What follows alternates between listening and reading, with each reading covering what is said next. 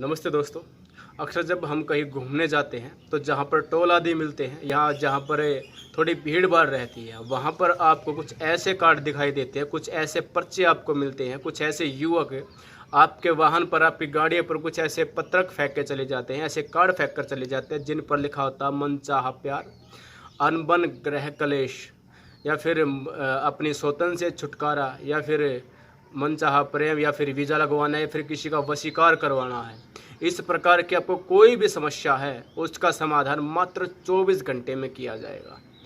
इस प्रकार के कार्ड आप सब ने देखे हैं और खूब प्रचार प्रसार किया जाता है। जो आपसे कमाया जाता है, जो धन आपसे वसूला जाता है आपकी समस्याओं के समाधान के लिए, उसी से वो अपने कारोबार का प्रचार प्रसार करते हैं और बहुत सारे लोगों को इससे लाभ भी मिलता है। तो ये वीडियो आज उन्हीं लोगों के लिए है जिनके परिवार में पारिवारिक दोष चला हुआ है, ग्रह कलेश चला हुआ है, जिनकी आपस में नहीं बनती, अनबन बनी हुई है, जिन्हें मनचाहा प्यार चाहिए है, जो वशीकार करना चाहते हैं, जो अपने स्वतन से छुटकारा पाना चाहते हैं, उन सभी के लिए आज का वीडियो है। सभी से निवेदन करूंगा वीडियो को अंत तक अवश्य देखें। एक व्यापारी था जो कि कपड़े बेचने का काम करता था। वो प्रतिदिन फेरी लगाता था, गांव गांव में जाकर फेरी लगाता था और वो गठड़ी को पीठ पर लाद कर चलता था। उस गठड़ी में काफ़ी वज़न था, 40 से 50 किलो वज़न था। तो थक जाया करता था। ज्येष्ठ मास का महीना था, गर्मी बहुत थी, बहुत पड़ रही थी। तो रास्ते में एक मज़ार आती थी।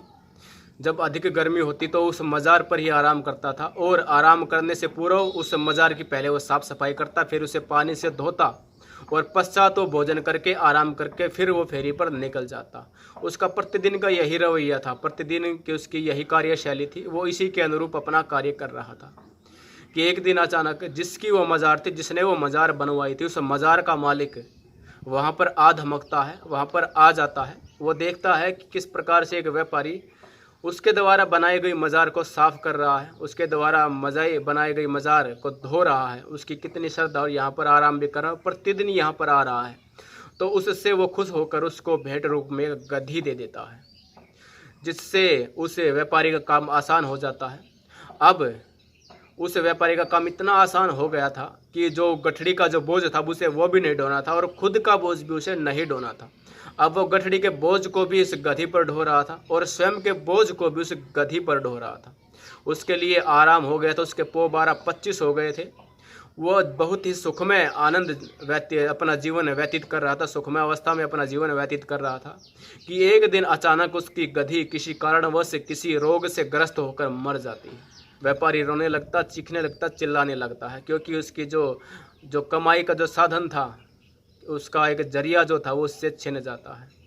और वो एक खड्डा खोद कर उस गधी को वहाँ दफना देता है और दफना कर वहाँ पर उसकी याद में, उसकी स्मृति में 2 ईंट लगा देता ताकि उसको याद रहे, और वहाँ पर फूल चढ़ाकर रोने लगता है कि अचानक एक नौजवान युवक आ धमकता है जो कि सरकारी नौकरी के लिए पेपर देने जाता होता है।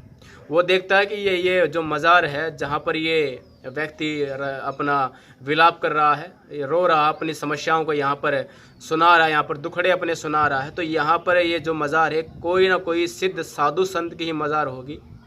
तो वो उस मज़ार पर जाता है और वो भी कहता है कि अगर मैं आज के सरकारी एग्ज़ाम में अगर पास होता हूँ, आज का जो मेरा इंटरव्यू है, अगर मैं उसमें सफल होता हूँ तो मैं अपनी मेहनत की कमाई, अपनी नौकरी की पहली कमाई मैं आपको समर्पित करूँगा, मैं यहाँ पर चढ़ा दूँगा। और वो पेपर देने के लिए चला जाता है। मत भूलिएगा कि उस युवक ने दिन रात मेहनत की थी कि जब परीक्षा का परिणाम आता है तो उसकी नौकरी लग जाती है। वह बहुत खुश होता है और वह मूढ़ व्यक्ति अपनी मेहनत का सारा श्रेय उस मज़ार को दे देता है और उसका खूब प्रचार प्रसार करता है। और आप सब जानते हैं कि भारत में भेड़ की चाल है, जिस तरफ एक भेड़ ने मुंह कर दिया, सभी के सभी भेड़ें उसी की तरफ चल पड़ते। अगर खाई में पड़ेगी एक भेड़ तो उसको देखकर सारी की सारी भेड़ें खाई में गिरना शुरू हो जाती हैं। केवल इतना ही दिमाग होता है और इस प्रकार मूढ़ व्यक्तियों के पास भी, मूर्ख व्यक्तियों के पास भी इतना ही दिमाग होता है। उसको देखकर बहुत सारे लोग वहाँ पर आने लगे, सैकड़ों की संख्या में लोग आने लगे और बहुत सारे लोगों की जो मन्नतें थी, जो उनकी मुरादें थी, वो पूरी होने लगी। मत भूलिएगा कि कर्तव्य जो आप करें, जो कर्म आप कर रहे हैं, उसका फल आपको अवश्य मिलता है। और ये भी मत भूलिएगा कि जो आपने कर्म कर दिया उसका फल तुरंत नहीं मिलता। क्योंकि जब आप एक फसल बोते हैं, जब आप खेत में एक बीज डालते हैं तो उसको अंकुरित होने में समय लगता है, और उसको एक पौधा बनने में समय लगता है, और फिर उसको फसल बनने में समय लगता है। जब तक फसल पक कर तैयार नहीं हो जाती तब तक उस फसल को काटा नहीं जाता। इसी प्रकार हमारे कर्म है, हम कर्म करते हैं, हम बीज बोते हैं कर्मों का। अब वो बीज पनपेगा और वो जो हमने कर्म किया उसका फल धीरे धीरे धीरे धीरे बनना शुरू होगा, और तब हम उस फल को काटेंगे। वो अच्छा भी हो सकता है, वो बुरा भी हो सकता है। तो बहुत सारे लोग वहाँ पर आने लगे। जो व्यापारी था उसकी तो बिल्कुल चांदी हो गई थी कि अचानक वहाँ से एक राहगीर जा रहा था। ये वही व्यक्ति था जिसने इस व्यापारी को वो गधी दी थी, जो उसकी सहायक बन गई थी। तो जब उससे मिलता है और पूछता कि ये क्या, यहाँ पर तो कुछ दिन पूर्व कुछ नहीं था और आज इतनी बड़ी मज़ार है, यहाँ पर सैकड़ों के लोग, सैकड़ों की संख्या में, लाखों की संख्या में लोग आ रहे हैं, ये किस सूफी संत की मज़ार है, ये किस सिद्ध पुरुष की मज़ार है। तब वो व्यापारी बताता है कि ये मैं वही व्यक्ति हूँ जो आपकी मज़ार पर आया करता था, जो आपने मज़ार बनाई थी, जहाँ मैं साफ़ सफाई करता था, धोता था, और आपने मुझसे खुश होकर एक गधी मुझे सप्रेम भेंट की थी, मुझे भेंट रूप आपने दी थी।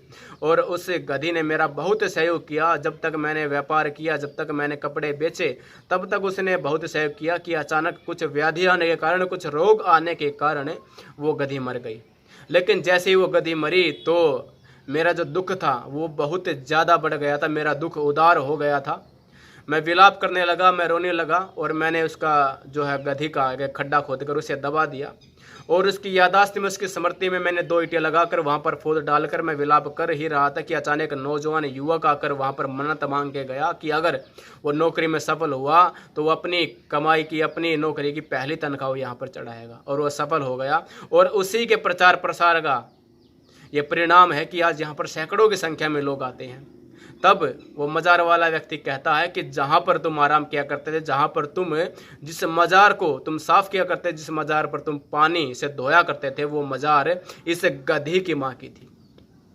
तो दोस्तों, वर्तमान में जितनी भी मज़ारें हैं, जितनी भी कब्रें हैं, जितनी भी दरगाहें हैं, ये भी कुछ इसी प्रकार से बनाई गई है। आप इनको उखाड़ के देख लीजिएगा, यहाँ पर कोई सूफी संत, कोई सिद्ध पुरुष यहाँ पर आपको मिलने वाला नहीं है। ये वही लोग हैं जिसने आपके पूर्वजों को मार दिया। जो लोग सोचते हैं कि ये आपकी समस्याओं का समाधान करेंगे, तो मत भूलो, हाँ, ये आपकी समस्याओं का समाधान करेंगे। आपकी माताओं बहनों को अपने पास बुलाएंगे, उनकी अस्मिता के साथ खेलेंगे, उनकी इज्जत लूटने का प्रयास करेंगे, आपका धर्म परिवर्तन करवाने का प्रयास करेंगे, आपका तहा रुपा लूटने का प्रयास करेंगे। ये वही लोग हैं जिनके पूर्वजों ने आपके पूर्वजों के सर धड़ से अलग कर दिए थे।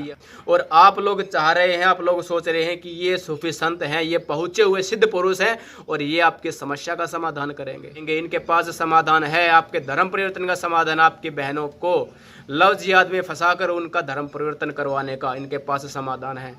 यही आपके समस्या के अगर समाधान है तो आप अवश्य इन मज़ारों पर जाइए और स्वयं का धर्म परिवर्तन करवाइए और स्वयं की नाड़ कटने तक प्रतीक्षा कीजिए।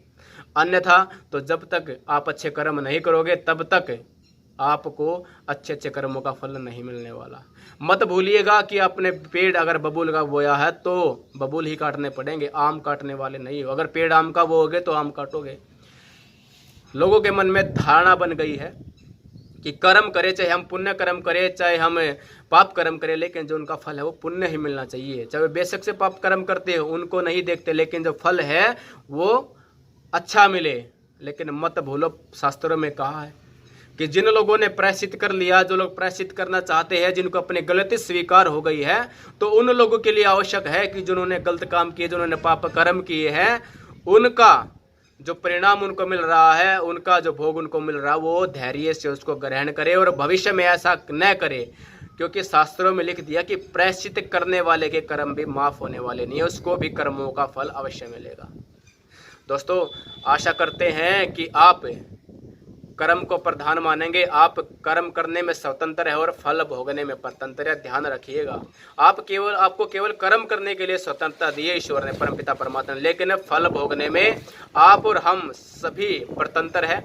इसलिए आप सभी से निवेदन करूंगा कि ऐसी मज़ारों पर जाने से बेहतर है कि आप किसी गौशाला में जाए, आप किसी गुरुकुल आदि में दान करें, आप किसी ऐसी जगह पर दान करें जहां पर आपका दान करना सार्थक जाए, जहां पर आपको लगे कि हाँ आपने दान किया, आपने अपने समय का दान किया, अपने धन का दान किया है, अपने परिश्रम का आपने दान किया है, जो जिसका आपको लाभ मिले, जो आपको आंखों से दिखाई दे, जिसका आप प्रत्यक्ष कर सको, आप ऐसी जगह पर दान करो। अगर आप ऐसी जगह पर दान करने जा रहे हो और सोच रहे हो कि आपकी समस्या का समाधान होगा, तो ये आपकी मूर्खता है, क्योंकि यही जहां जिन पीर मज़ारों पर, जिन दरगाहों पर, जिन कब्रों पर आप पैसा चढ़ाते हो, वही पैसा आपकी नाड़ कटने के लिए लगाया जा रहा है, वही पैसा आपके सर को धड़ से अलग करने के लिए लगाया जा रहा है, वही पैसा जो है गलत गतिविधियों में इस्तेमाल किया जा रहा है, वही पैसा भारत की अस्मिता को बर्बाद करने के लिए इस्तेमाल में लाया जा रहा है। दोस्तों, आशा करते हैं वीडियो आपको पसंद आया होगा। मनीष वैदिक आपका अपना यूट्यूब चैनल है, चैनल को सब्सक्राइब अवश्य कर लें।